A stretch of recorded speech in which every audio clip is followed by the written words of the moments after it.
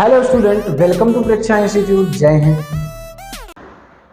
चलो, हमने इतना बात कर लिया था पैरेललोग्राम का। रिजल्टेंट आ गया था। रिजल्टेंट कितना आया था भाई अपना? Resultant R equal to root में कितना आया था? A square plus B square plus 2ab cos theta आया था। क्या आया था? कॉस थीटा आया था। कि किसके लिए था? पैरेललोग्राम के लिए था ना। इसके लिए था पैरेललोग्राम के लिए बताया था ना मैंने कैसे बनाना है। कैसे बनाया था? ये वेक्टर ए था, ये वेक्टर बी है, ये वेक्टर ए वेक्टर बी। अब इसको हमने क्या किया? एक पैरेललोग्राम कंप्लीट किया है ना। एक पैरेललोग्राम कंप्लीट किया। ये देखो, ये इसका रिजल्टेंट हो जाएगा। ये इसका क्या हो जाएगा? रिजल्टेंट। फिर उसके बाद हमने क्या कहा था? एक लाइन ऐसे ले लो, फिर ऐसे एक ड्रा करो। फिर हमने ऐसे कुछ बना था, तो अगर ये थीटा एंगल पर था तो ये भी थीटा पर होगा, ये बी था तो ये भी बी होगा। तो यहाँ पर अपना क्या आया था? बी साइन थीटा आया था, और ये क्या आया था? बी कॉस थीटा आया था ना। बी साइन थीटा, और ये क्या आया था? B cos theta. और इसके लिए जो रिजल्टेंट अपना बन करके आया था A square plus B square 2ab cos theta आया था। ठीक है। और इसके ये तो मैग्नीट्यूड था। ये क्या था अपना? मैग्नीट्यूड था। अब अगर हम डायरेक्शन की बात करें, किसकी बात करें? हम डायरेक्शन की बात करें इसकी, तो डायरेक्शन क्या आया था? डायरेक्शन क्या आया था? अगर हम tan अल्फा अगर मान लेते हैं कि एंगल अल्फा है, मान ले एंगल कितना है? अल्फा है, तो tan अल्फा क्या आएगा? क्या आया था? b sin थीटा अपान कितना आया था? a plus B cos theta. यही आया था। ये क्या था? अपना डायरेक्शन था। परंतु अल्फा अपने को अल्फा डायरेक्शन दिखा रहा है, तो यहाँ पर हम जो क्या करेंगे, लिखने का जो तरीका होता है इसको हम ऐसे लिख देते, tan inverse b sin theta upon क्या होगा? a plus B cos theta. समझ गए? ये चीजें आता है, ये बन करके आता है। और ये हम किसके रिस्पेक्ट लेते हैं? ध्यान देखना, जब इसको हम ये डायरेक्शन कब ये जो हम डायरेक्शन ले रहे हैं, ध्यान देखना, ये जो डायरेक्शन बना रहे हैं हम, डायरेक्शन किसके? ये वाले रिस्पेक्ट, मतलब कि ये नीचे वाला जो ट्रायंगल, जो नीचे वाला लाइन है, जो नीचे वाला वेक्टर है उसके रिस्पेक्ट में, तो ये with respect to direction with respect to A. ठीक है। अगर बी के रिस्पेक्ट में होता तो ये वाला बी को हम क्या मानते? बेस। तो मतलब कि बी की जगह क्या आ जाता? ए आ जाता, जस्ट इसका अपोजिट हो जाता। जस्ट इसका क्या हो जाता? ये तब ये परपेंडिकुलर हो जाता, ये बेस हो जाता है कि नहीं? क्या हो जाता? तो वहां पर ए की जगह, यहाँ पर अगर हम बी के रिस्पेक्ट में तो ए साइन थीटा आ जाता, अपान क्या आ जाता? यहाँ पर क्या आ जाता? बी प्लस ए कॉस थीटा आ जाता। समझ गए कि नहीं? बी प्लस ए कॉस थीटा आ जाता। इतना क्लियर है? ये तो अपना पैरेललोग्राम था। रही बात ट्रायंगल लॉ का, अगर रही बात हम किसकी बात करें? Triangle law. ट्रायंगल लॉ में कितना आएगा बोलो? ट्रायंगल लॉ का भी डायरेक्शन मैग्नीट्यूड सब कुछ सेम ही आता है। ट्रायंगल लॉ में भी डायरेक्शन मैग्नीट्यूड सब कुछ सेम ही आता है। उसको प्रूफ कैसे करोगे? अगर एग्जाम में पूछ लिया तो प्रूफ कैसे करोगे? ट्रायंगल लॉ का रूल क्या था? उसको हम कैसे ऐड करेंगे? Head to tell.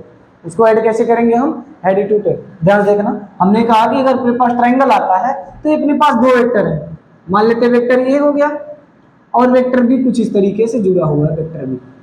ठीक है। तो हम कल बताए थे ना, जो वेक्टर ए है उस वेक्टर ए का मैग्नीट्यूड ये है। ध्यान देखना, जो वेक्टर ए है उस वेक्टर का मैग्नीट्यूड ये है। ठीक है। और फिर इसके बाद जो वेक्टर बी है उसका मैग्नीट्यूड क्या है? बी है। ठीक है। इसका मैग्नीट्यूड क्या है? बी ई है। समझ गए? अब ध्यान देखना, अब इसका रिजल्टेंट लेना है। तो रिजल्टेंट लेने के लिए हमने कैसे बताया था? रिजल्टेंट कैसे लेना आपने को? अगर मान लेते हैं कि अगर ये थीटा एंगल पर है, अगर ये मान लेते हैं वेक्टर कितने पर है? थीटा एंगल पर है, इसका रिजल्टेंट हमको कुछ इस तरीके से लेना था।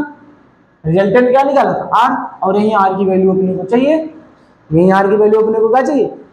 तो हम जानते हैं, अब इसको हम क्या करेंगे? एक सीधी लाइन परपेंडिकुलर डालेंगे तो एक राइट एंगल ट्रायंगल की तरह दिखने लगा, एक राइट एंगल ट्रायंगल की तरह दिखने लगा। तो ध्यान देना, अब इसका कुछ हम नामकरण कर देते हैं। ये हो गया बी। ठीक है। अब इसका कुछ नामकरण कर देते हैं।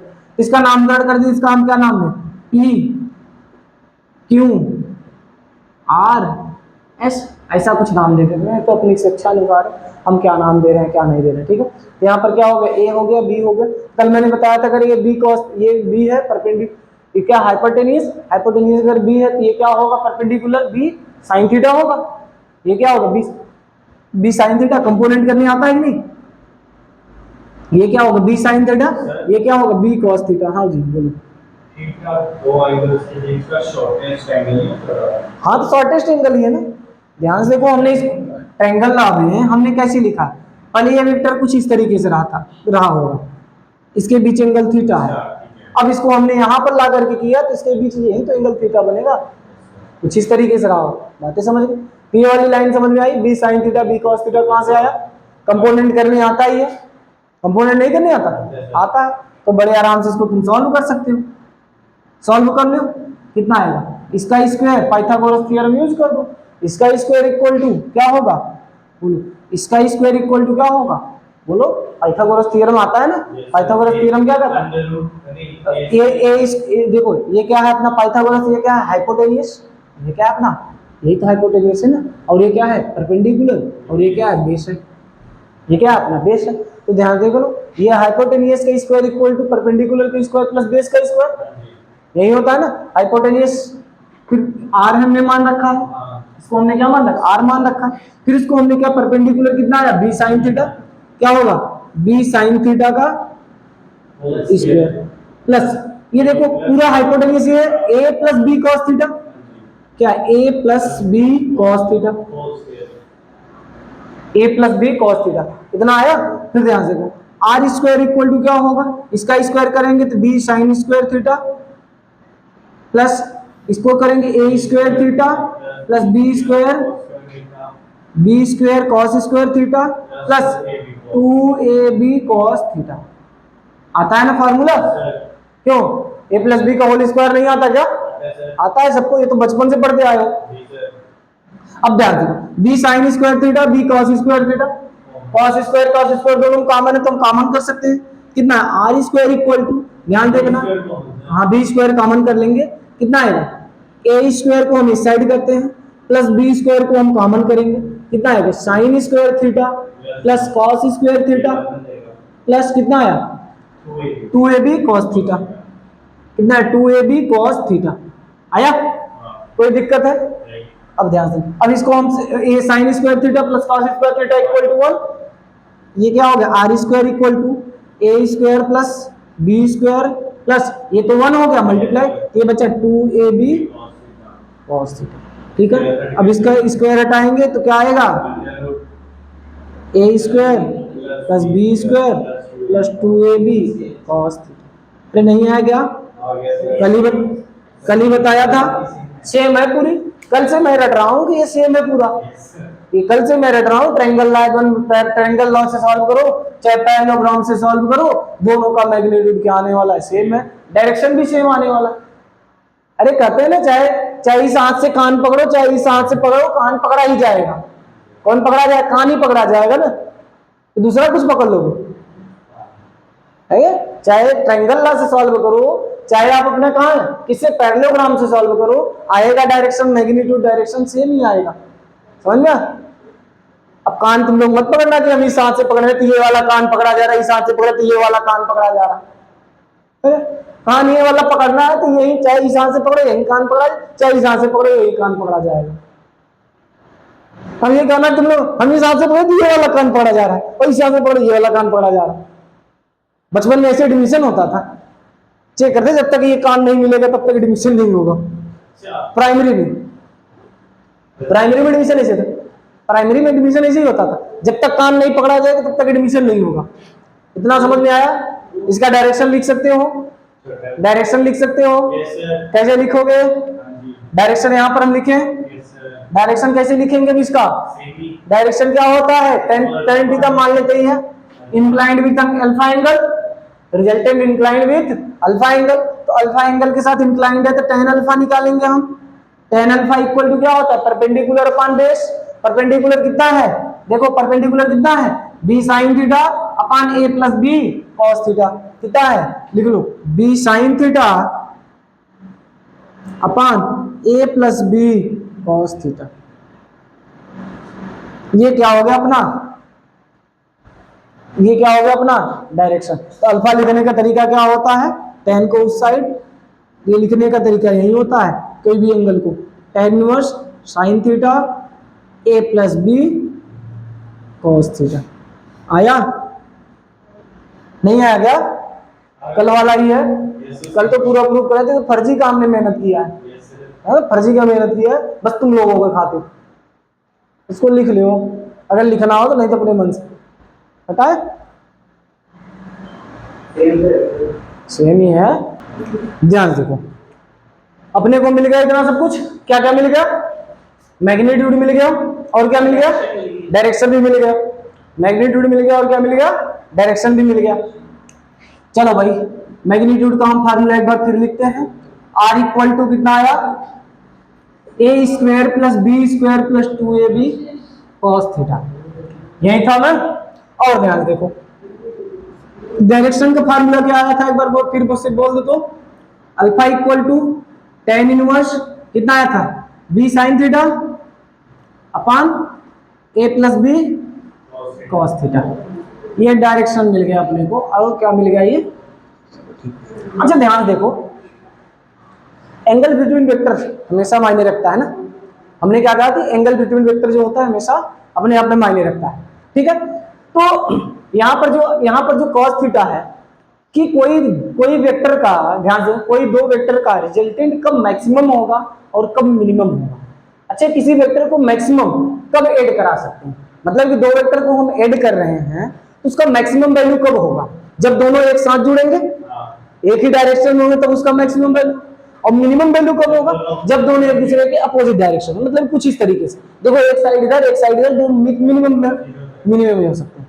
तो मैक्सिमम वेक्टर कब हो सकता है? जब इन दोनों वेक्टर को हम एक सेम डायरेक्शन में ऐड करें। सेम डायरेक्शन में ऐड करने का मतलब कि क्या उसके बीच का एंगल कितना होना चाहिए? 0 डिग्री।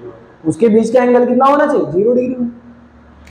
तो ध्यान देखना, अगर अपने को क्या चाहिए? अगर अपने को चाहिए आर मैक्सिमम चाहिए, रिजल्टेंट जो है उसका मैक्सिमम चाहिए। क्या चाहिए? अगर आर अपने को मैक्सिमम चाहिए तो हम क्या करेंगे?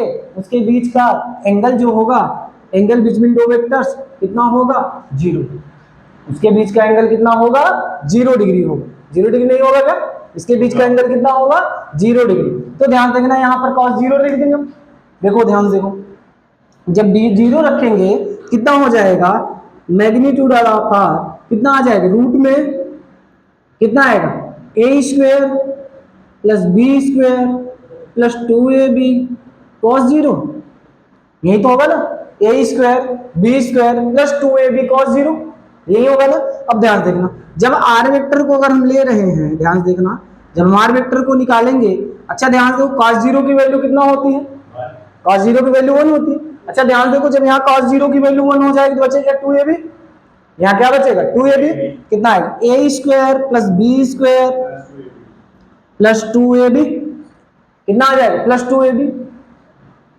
बस करना क्या है? 2ab। अब देखो अपने को क्या मिला है? क्या किस रूप में दिख रहा है? कोई ना कोई इसका रूप है। कौन से रूप में दिख रहा है ये? ए प्लस बी स्क्वायर का होल स्क्वायर वाला फार्मूला दिख रहा है। ए प्लस बी का होल स्क्वायर का नहीं दिखा क्या? आर इक्वल टू कितना आया? रूट में ए प्लस बी का होल स्क्वायर। तब इसको हम क्या लिख सकते हैं? रूट हटा ए रूट स्क्वायर रूट को खा जाएगा। स्क्वायर क्या होगा? रूट को खा जाएगा। कितना बचा? R equal to A plus B. R equal to कितना बचा? A plus. ये मैक्सिमम वैल्यू होता है इन्हीं दो वेक्टर का। देखो, जब ये दोनों आपस में जुड़ेंगे, जब ये दोनों आपस में जुड़ेंगे क्या होगा? मैक्सिमम होगा। समझ गए? मिनिमम कब होगा? जब ये दोनों आपस में घटेंगे। और घटाने के लिए कितना एंगल? 180 होना, जस्ट इसके अपोजिट। जस्ट इसके क्या होना चाहिए? अपोजिट। तो ये क्या हो गया? आर मैक्सिमम है। समझ गए? इसको मान लेते हैं केस फर्स्ट मान लेते हैं। क्या मान लेते हैं इसको? हम केस फर्स्ट मान लेते हैं। अच्छा, केस सेकंड क्या होगा? मिनिमम के लिए वैल्यू क्या चाहिए? देखो, आर अगर अपने को क्या चाहिए? मिनिमम चाहिए। उसके बीच का एंगल कितना है? थीटा इक्वल टू कितना चाहिए? 180 डिग्री। ये 90 डिग्री पे क्या होगा भाई? 90 पे तो 0 हो जाता है ना। क्या होना चाहिए? पता नहीं क्या होगा। चलो ध्यान दो, अभी 90 वाला भी करा देंगे। यहाँ पर कितना? अभी मिनिमम के लिए एक दूसरे के अपोजिट होना चाहिए, घटना चाहिए। मतलब कि theta equal to 180 degree. Theta equal to क्या होना चाहिए? 180 डिग्री। देखो आर इक्वल, यहाँ पर वही वैल्यू रखेंगे हम। आर इक्वल टू कितना होगा? A square plus B square plus 2ab cos 180। क्या होगा? cos 180। देखो आर इक्वल टू रूट में A square plus B square plus 2ab cos 180 की वैल्यू क्या होता है? -1। यहाँ पर क्या होगा? -1। आर इक्वल टू रूट में A square plus B square -2ab हो जाएगा क्या? और -2ab को हम क्या लिख सकते हैं? a माइनस बी का whole square. R equal to क्या होगा? रूट में a माइनस बी का होल स्क्वायर लिख देंगे, और a माइनस बी को होल स्क्वायर को हम क्या बोलते हैं? अरे ये रूट रूट खा जाएगा, A minus B। क्या बचेगा? a minus B. देखो फील आया कि नहीं? देखो मिनिमम एक दूसरे में से जब घटेंगे तो मिनिमम होंगे, जब जुड़ेंगे तो मैक्सिमम होंगे। फील आ रहा है कि नहीं इसका? दिख रहा है सबको? ये क्या आपका मिनिमम वैल्यू, देख लो रिश्ता वही है, बस इन लोगों का बस थोड़ी सी सोच नहीं है। देखो स्टार प्लस ये रिश्ता क्या कहलाता है, देखते हो नहीं तुम लोग? नहीं सर। नहीं देखते हो? ये बात है। हाँ, लड़कियों का फेवरेट होता है सीरियल। इसको बना लो। चलो मैक्सिमम वैल्यू कितना आया? ध्यान दो, मैक्सिमम वैल्यू कितना आया? R equal to A plus B. अरे ये कहाँ है? मैक्सिमम वैल्यू इसका कितना है? R equal to A plus B. Minimum value कितना है? ये मैक्सिमम है, ये मिनिमम है। कितना? ए कितना है? ए माइनस बी। अच्छा ध्यान देखो, एक बार तुम लोग इधर ध्यान देखो। अगर हम मान लेते हैं कि अगर जो ए है वो बी के बराबर हो जाए, अगर ए है वो किसके बराबर हो जाए? बी के बराबर। छोटा दिख रहा है क्या? जब थोड़ा बड़ा लिखो। ए जो है वो किसके बराबर हो जाए? बी के बराबर हो जाए। अगर बी के बराबर है तो ए बराबर बी लिख सकते हैं। मतलब कि ए मैक्सिमम इसकी वैल्यू क्या होगी? ध्यान से, अगर हम आर मैक्सिमम को देखें, किसके देखें? अगर हम किसको देखें? आर मैक्सिमम को देखें, तो देखो ए की जगह बी रखेंगे, मिलकर के कितना हो जाएगा? 2a होगा। मिलकर के कितना होगा? 2a होगा। मिलकर कितना होगा? 2a होगा। फिर उसके बाद आर मिनिमम को अगर हम देखें, ध्यान देखो, अगर हम आर मिनिमम को देखें तो कितना होगा? 0 हो जाएगा। क्या हो जाएगा? 0 हो जाएगा। ये बचपन से अच्छी है हमारी हैंड राइटिंग, ठीक है। कितना हो जाएगा? आर मिनिमम कितना हो जाएगा? ये आर मैक्सिमम कितना हो जाएगा? 2a, और आर मिनिमम कितना हो जाएगा? 0। कभी सोच पा रहे हो तुम लोग? कभी सोच पा रहे हो कि अगर दो वेक्टर सेम डायरेक्शन में है, ये दोनों का मैग्नीट्यूड सेम है, तो 0 हो जाएगा। पहले ही मैंने बता के रखा था। उसके बाद अगर दोनों आपस में एक साथ जुड़ते हैं तो दोगुना हो जाते हैं। समझ में आ रहा है कि नहीं? दोनों आपस में क्या हो जाएंगे? दुगुना हो जाएंगे। ये क्या कर रहे हो तुम? बेचारे की जिंदा क्यों मार रहे हो? अच्छा मार क्यों मार रहे हो उसको? अब उसका दिल टूट चुका है, कहाँ मिलेगा उसका? तभी तो मरा है, उसका दिल कोई लेकर निकल गया है, तभी तो मरा है वो। अगर सोच रहे किसी इंसान के अंदर दिल ही ना रहे तो जिंदा कैसे रहेगा? इतना क्लियर है? चलो इस पे क्वेश्चन सॉल्व करते हैं। क्वेश्चन सॉल्व करें, चलो ध्यान से क्वेश्चन देखो। मान लिया वेक्टर ए इक्वल टू कितना दे रखा है? 3। वेक्टर ए इक्वल टू कितना दे रखा है? 3। और वेक्टर बी इक्वल टू कितना दे रखा है? 4। वेक्टर बी इक्वल टू कितना दे रखा है? 4। कह रहा है कि अगर इसके बीच एंगल जो है, अगर ये दोनों वेक्टर आपस में क्या है? परपेंडिकुलर। ये दोनों वेक्टर आपस में, vector A and B, vector A and B क्या है आपस में? Perpendicular to each other. कैसे हैं? Perpendicular to each other. एक दूसरे से आपस में क्या है? ये परपेंडिकुलर है। जब ये परपेंडिकुलर है आपस में एक दूसरे से, तो कह रहा है कि इनके बीच का एंगल क्या होगा? इनके बीच का एंगल क्या होगा? ठीक है, निकालो। निकाल लोगे? एंगल, अच्छा एंगल निकाला, इसका छोड़ो, पहले एंगल मत निकालो। एंगल के साथ सबसे पहले इसका मैग्नीट्यूड निकालो, तो एंगल बाद में निकालो। परपेंडिकुलर सीधा सीधा दिख रहा है कि 90 डिग्री पर होगा। परपेंडिकुलर सीधा सीधा दिख रहा है 90। कह रहा है कि इसका मैग्नीट्यूड निकालो रिजल्टेंट का, एंड डायरेक्शन, इसके बीच का डायरेक्शन क्या होगा ये निकालिए। निकाल सकते हो? कुछ टाइम दे दे? चलो 2 मिनट का टाइम दिया, निकाल लो। देखो इधर 2 मिनट से ज्यादा होगा, तुम लोग लगा ही नहीं पाए। देखो ये क्या है? रिजल्टेंट अपने को पूछा है, दो वेक्टर आपस में क्या है? परपेंडिकुलर। अब ये नहीं कहा कौन वेक्टर कहाँ है, कहाँ नहीं, ये अपने को नहीं पता। किसी को हम कहीं भी मान सकते हैं, इसको हम वेक्टर ए मान सकते हैं, इसको वेक्टर बी मान लेते हैं। ये आपस में एक दूसरे के परपेंडिकुलर, मतलब इनके बीच एंगल कितना बन रहा है 90 डिग्री। परपेंडिकुलर होने का मतलब क्या है कि एक दूसरे के परपेंडिकुलर होने का मतलब क्या है कि ये क्या बना रहे हैं 90 डिग्री का एंगल बना रहे हैं। 90 डिग्री का एंगल बना रहे हैं तो फार्मूला अपना यूज करेंगे हम। यहाँ पर कितना है, एक ए कितना है 3 और बी कितना है 4, ए कितना है बी कितना है 4। तो ध्यान देखो जब निकालेंगे तो रिजल्टेंट आर इक्वल टू कितना आएगा, बोलो बोलो। 3 का स्क्वायर प्लस 4 का square 2 into 3 into 4 into cos 90 degree. होगा कि नहीं होगा? 90 डिग्री होगा। 90 डिग्री जब होगा तो कितना आएगा इसका आंसर, cos 90 की वैल्यू 0 हो जाता है, मतलब ये वाली पूरी वैल्यू 0 हो जाएगी। 3 का स्क्वायर प्लस 4 का स्क्वायर 16 9 25, आर इक्वल टू कितना हो जाएगा रूट में 25, जब ये रूट हटेगा तो 5 हो जाएगा। तो रिजल्टेंट कितना आया 5। बताया था ना पाइथागोरस ट्रिपलेट, पाइथागोरस ट्रिपलेट पता है ना, 3 4 5 का 3 4 5 करे तो इसके बीच एंगल, अच्छा इसके बीच एंगल कितना बनेगा 37 ध्यान से देखो, हमने ये बात बताया था कि नहीं।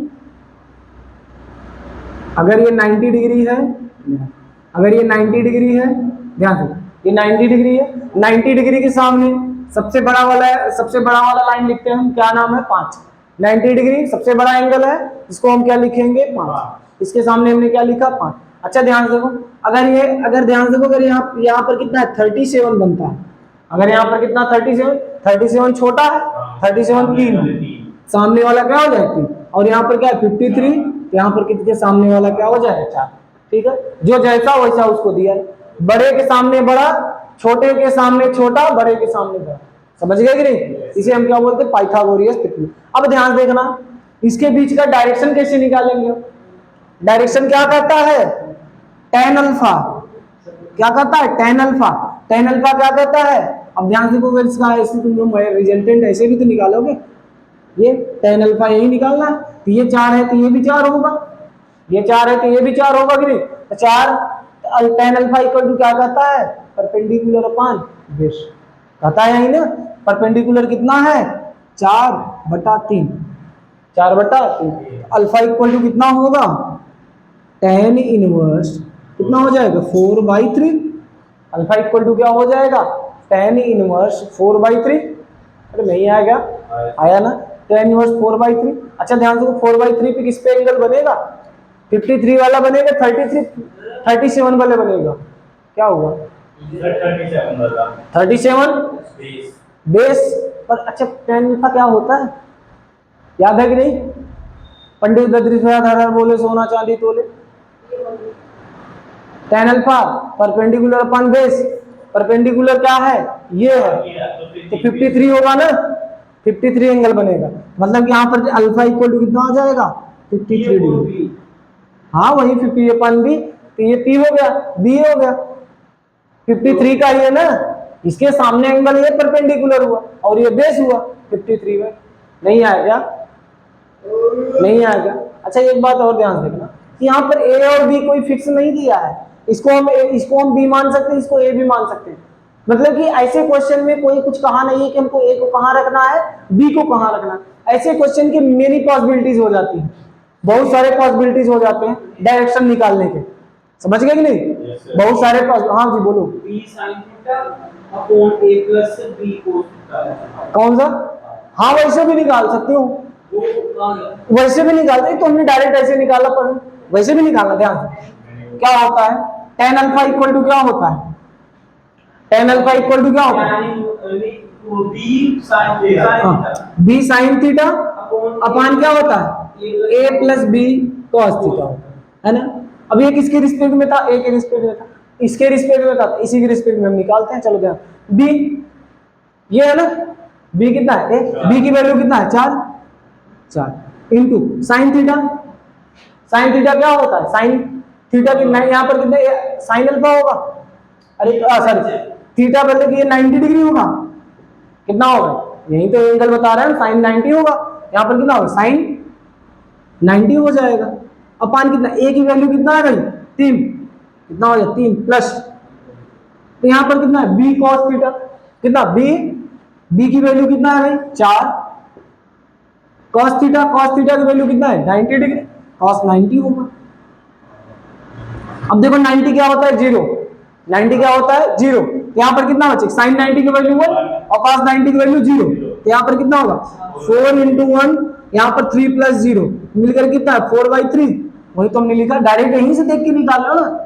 tan अल्फा देखो ये परपेंडिकुलर अपॉन बेस, तो क्या इतना करने की क्या जरूरत है।